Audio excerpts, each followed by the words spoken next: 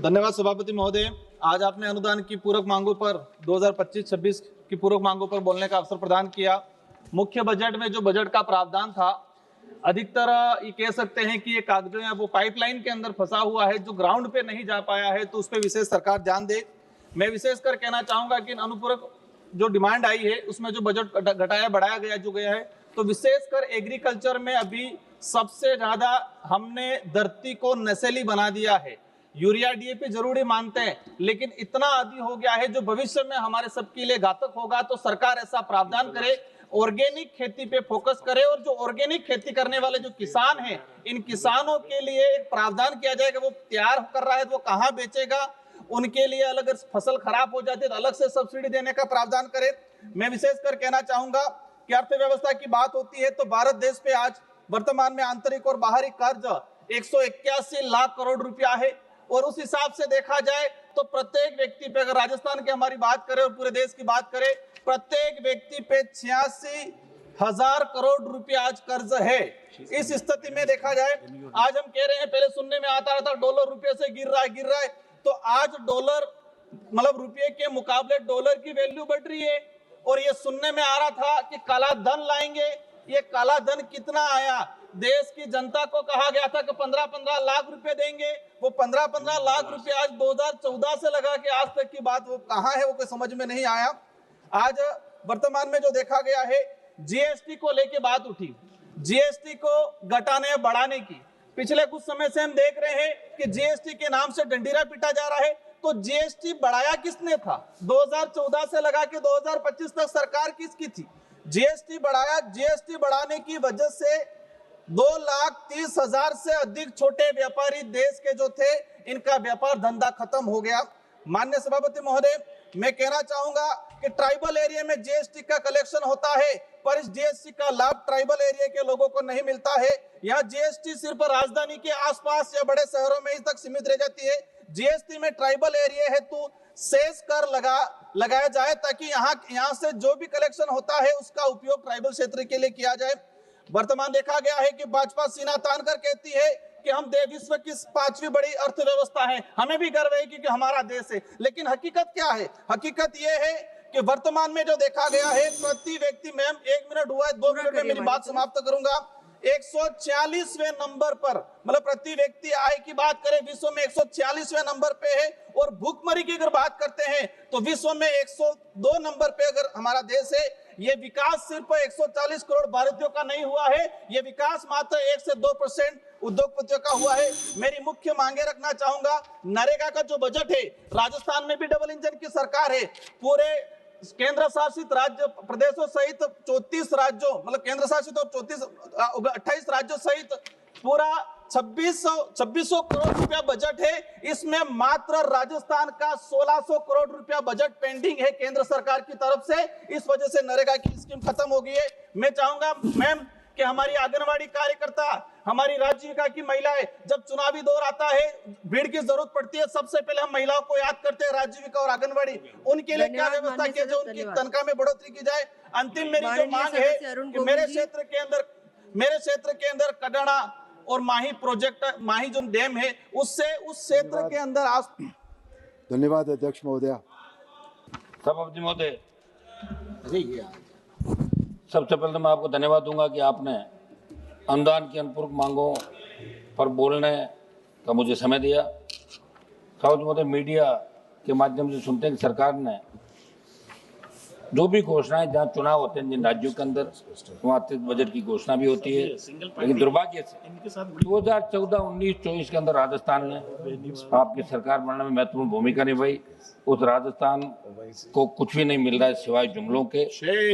विशेष राज्य का दर्जा देने की हम लोग लगातार मांग कर रहे हैं, और हम ऐसे प्रांत से आते हैं जहाँ आप पुराने किस्से कहानी भी सुनोगे कि किस तरह लोग 20-25 किलोमीटर तक सर पे किस तरह तालाबों से पानी लेके आते थे। वो परिस्थिति अभी राजस्थान से देखी।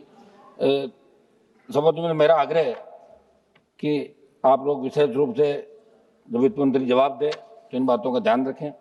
देश के नागरिक 2 जून की रोटी को तरस रहे हैं, और ये स्थिति तब है जब सरकार कई जन कल्याणकारी योजनाओं से गरीबों को लाभान्वित करने की बात करती है, विशेषज्ञों का यह भी कहना है कि विगत 5 वर्षों में गरीबों की स्थिति यथास्थिति के अंदर है। आप सत्ता पक्षी लोग विपक्ष पर आरोप लगे जिम्मेदारी से बचना चाहते हैं, मगर ये देश समझता है कि मोदी जी का तीसरा कार्यकाल, ऐसे में पहले कार्यकाल में तो आपने विपक्ष पर आरोप लगा दिए, लेकिन फर्स्ट सेकंड थर्ड अब लोग कुछ काम आपसे चाहते हैं। देश का जवान आपसे काम चाहता है, देश का किसान चाहता है, देश का प्रत्येक वर्ग मोदी जी जो घोषणाएं करो धरातल पे कैसे हो, ये देश का जनता चाहती। बेरोजगारी और भ्रष्टाचार, मोदी जी, वित्त मंत्री जी सदन के माध्यम से बताना चाहता हूँ, पिछले कुछ वर्षों में बेरोजगारी की समस्या के समाधान भाषण तो बहुत हुए, इस सदन में भी और सदन के बाहर भी, लेकिन दुर्भाग्य से बेरोजगारी को रोकने के ठोस समाधान आप लोगों ने नहीं किए। खाली पद भरे हुए केंद्र की जितने भी नौकरियां स्टेट की आप देख लीजिए, मैं राजस्थान जिससे आता हूँ, राजस्थान स्टेट की नौकरी में 5 लाख पद खाली है। और सबसे बड़ी बात, आप किसान की जमीन ले रहे हो, उद्योग लगा रहे हो, तो वहां तो कानून बना दे कि कम से कम 80% स्थानीय लोगों को रोजगार मिले, ताकि लोगों को बाहर कमा के खाने के लिए नहीं जाना पड़े। ये बेरोजगारी की ऐसी समस्या है कि इसका अगर आपने इलाज नहीं किया, वो दिन दूर नहीं जब बेरोजगार खुद अपना हक अधिकार मांगने की राजधानी को घेर लेगा और आप देखते रह जाओगे जैसा दूसरे राज्यों के अंदर हो रहा है। तो नौजवान का विशेष रूप से आप ध्यान रखें, क्योंकि नौजवानों ने तीसरी बार आपको सत्ता सौंपी है, नहीं तो आप विपक्ष पर आरोप लगाते लगाते कहीं खुद विपक्ष में नहीं बैठ जाओ।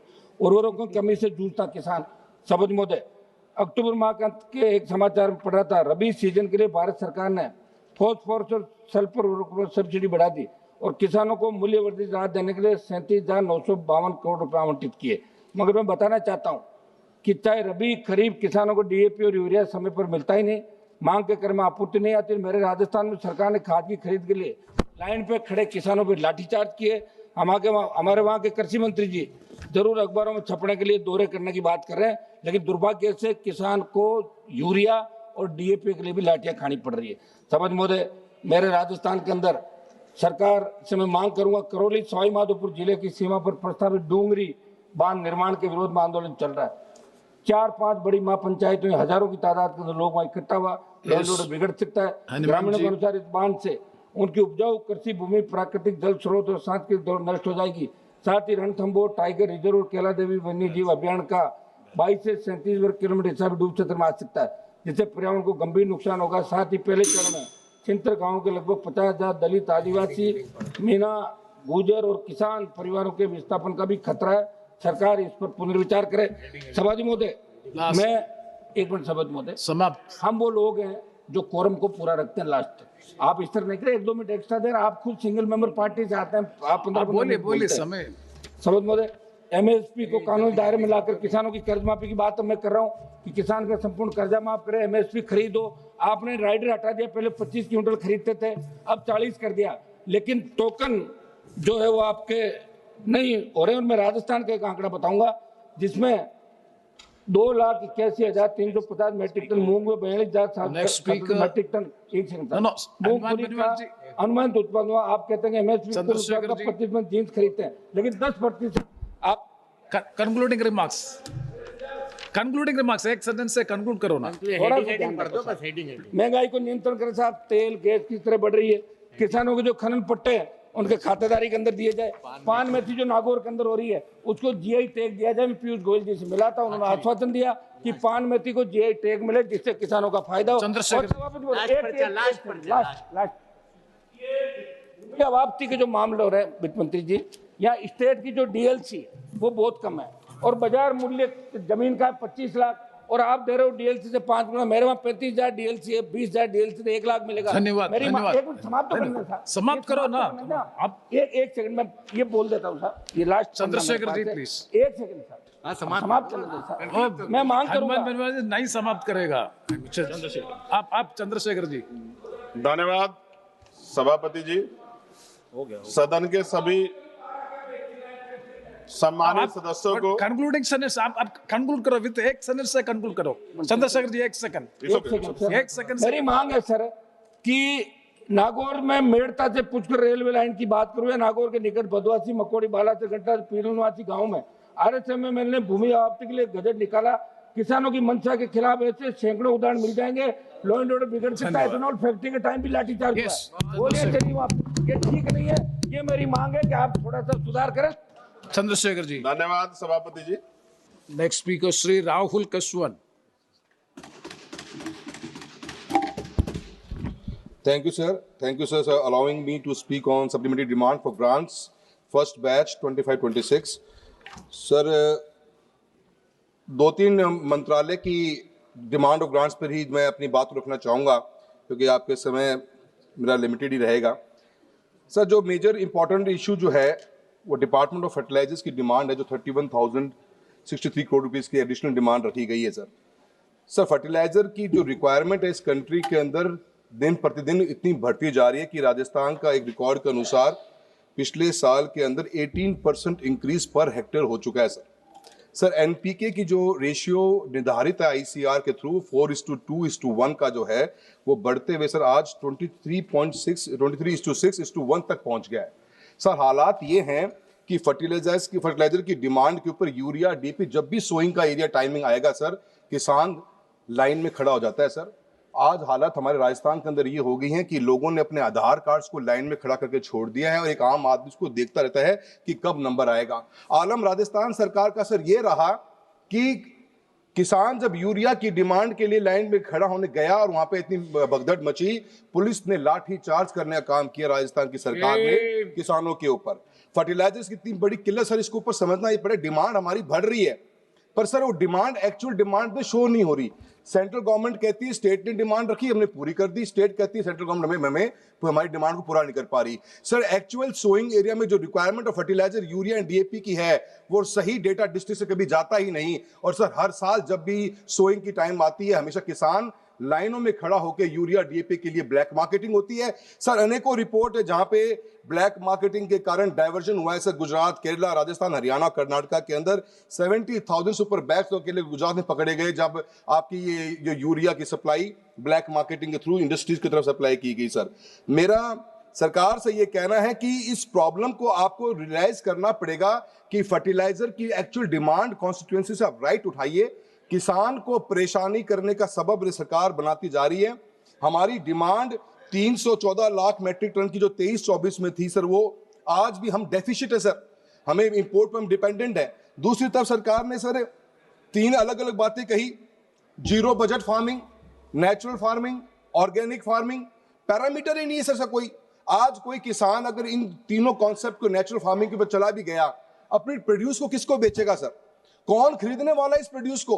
क्या हमने ऑर्गेनिक फार्मिंग या नेचुरल फार्मिंग या जीरो बजट फार्मिंग की जो प्रोड्यूस है उसके लिए कोई निर्धारित नई एमएसपी डिसाइड करिए सर। मंडी में जाके क्या टेक्नोलॉजी हमारे पास में है जो डिसाइड कर देगी कि ये ऑर्गेनिक प्रोड्यूस है कि ये हमारा नॉर्मल प्रोड्यूस है? और सर उसके लिए कोई मैकेनिज्म नहीं, इसीलिए से शिफ्टिंग नहीं हो पा रही। चूरू जिले से आता हूं सर, लोकसभा क्षेत्र मेरा चूरू राजस्थान से है sir. 13.5 lakh 14 lakh hectare land है सर जो कल्टिवेबल है। उसके अंदर सर आज की तारीख में भी हम 80% रेन फेड इरिगेशन पे डिपेंडेंट है। उसके बाद नेचुरली लोगों ने हमेशा ऑर्गेनिक फार्मिंग को बढ़ावा दिया पर सरकार की हैंड होल्डिंग ही नहीं थी सर, और नए हैंड होल्डिंग होने के कारण धीरे धीरे वो भी फर्टिलाइजर तरफ बढ़ता जा रहा है। तो मैं समझता हूं कि जो डिमांड आपने फर्टिलाइजर्स की करी है और जो आप अलग अलग स्कीम्स निकाल के चल रहे हो, ऑर्गेनिक कंटेंट सर ऐसा हो गया है कि हमारा ओसी 93% ऑफ लैंड में ओसी गिरते हुए इतना नीचे आ गया सर कि without DAP and urea you can't even think of doing the agriculture in the country right now. तो मेरा सरकार से ये निवेदन रहेगा कि आप इन तीनों चीजों को कोऑर्डिनेट करिए। एक तरफ zero budget organic natural farming की बात है और एक तरफ यूरिया फर्टिलाइजर की डिमांड बढ़ती जा रही है, इसका मतलब कोऑर्डिनेशन दोनों विभाग में हो नहीं रहा। Sir, ministry of road transport के लिए 18,837 करोड़ रुपीस की रिक्वायरमेंट एडिशनल मांगी गई है। सर, आज की तारीख में भी इस कंट्री के अंदर सर 90,000 गवर्नमेंट ने क्लेम किया कि 14 से लेकर 24 के बीच में 90,000 किलोमीटर का जो राष्ट्रीय राजमार्ग इस देश के अंदर था वो आज बढ़कर 1,48,000 किलोमीटर हो गया है। सर, बड़ी खुशी की बात है सर, इतना अच्छा काम हमारे आदरणीय मंत्री जी नितिन गडकरी साहब कर भी रहे हैं। पर सर क्या अभी पता है कि सर आज भी हिंदुस्तान का 1,48,000 किलोमीटर का नेशनल हाईवे, इसका 70% of national highway is less than sir 2 lane, less than 4 lane sir, 2 lane with pave shoulder रह गया सर। सर हालत ये है कि मैक्सिमम जो हाईवेज हमारे जो 30-40% हाईवेज 4 लेनिंग के हैं वो इस कंट्री के अंदर ओवर स्ट्रेस्ड है सर। आपने सर गाइडलाइंस दी है कि 10,000 पीसीयू पैसेंजर कार यूनिट के ऊपर कोई नेशनल हाईवे होगा तो उसको हम 4 लेनिंग करेंगे। 25,000 से ऊपर है तो उसको हम 6 लेनिंग करेंगे सर, और सर 50,000 से ऊपर है तो हम नया हाईवे बनाएंगे सर। राजस्थान के अंदर सर जयपुर से निकलने वाला हर राष्ट्रीय राजमार्ग डबल ऑक्यूपेंसी जरूरत, जयपुर से किशनगढ़ का नेशनल हाईवे सर, मैं प्लीज 2 मिनट लूंगा सर। जयपुर से निकलने वाला किशनगढ़ हाईवे सर आज की तारीख में 50,000 पीसीयू के लिए डिजाइन हाईवे के ऊपर 1,18,000 पीसीयू का ट्रैफिक है सर। 100 लोगों ने एक साथ जान दी हाईवेज के ऊपर, कोई संभालने वाला नहीं है सर। इस मिनिस्ट्री के ऊपर जो पैसा खर्च होना चाहिए, हमारी आज भी लॉजिस्टिकल कॉस्ट 16% हमारी है, जो हाईएस्ट इन द वर्ल्ड है सर राइट नाउ। मैं गवर्नमेंट से निवेदन करूंगा सर, इसके साथ में मैं आपसे सर 2 मिनट समझ चाहूंगा सर। इरिगेशन एक बहुत बड़ा मुद्दा है सर, जिसके ऊपर सरकार ने कोई ध्यान बिल्कुल भी नहीं दिया, ना इस बजट में कहीं इसकी चर्चा भी है सर। सर राजस्थान का ऐसा हरिके बराज जिससे पानी, तीनों नदियां जो हमारी ईस्ट रिवर्स हमारी हैं, जो इनका पानी हमें मिलता है, तीनों नदियों का पानी से हरिके बराज भी इकट्ठा होता है सर। 75,000 हेक्टेयर लैंड के अंदर, एकड़ लैंड में वो स्टोरेज हमारा बराज है सर, उसकी डिसिल्टिंग पिछले कई सालों से नहीं हुई। 2 MF पानी हर साल इंटरनेशनल बॉर्डर क्रॉस कर जाता है सर, और मेरी लोकसभा क्षेत्र में पीने का पानी तो सर है ही कम, खेती के लिए पानी तक भी नहीं। गवर्नमेंट ऑफ इंडिया की कहीं फोकस इरिगेशन पर नजर नहीं आती, जिससे किसानों को पैसा मिले, पानी मिले। और सर साथ में सर लास्ट पॉइंट सर, समय बहुत कम दिया आपने मुझे, बहुत से इशू उठाने थे, पर सर मेरा इतना जरूर कहना है, मैं गवर्नमेंट ऑफ इंडिया से रिक्वेस्ट करूंगा सर, डबल इंजन के नाम पे वोट मांगे सर। एक इंजन दिल्ली का, एक इंजन जयपुर का सर, दोनों इंजन ट्रेन के ऑपोजिट साइड पे जुड़ गए सर, और ट्रेन चल नहीं पा रही, ट्रेन वही खड़ी हो गई है। भागीरथ का नाम दिया गया सर, यमुना लिंक के पानी का नाम कहीं चर्चा में नहीं। उसके लिए कब फंडिंग अलाउ होगी ताकि चूरू जिले का 1 लाख हेक्टेयर खींचे पानी जमीन सिंचाई हो सके। मैं सरकार से डिमांड करूंगा कि आप यमुना लिंक रिवर के पानी को जल्द से जल्द प्रोजेक्ट को मंजूरी देने का काम करें।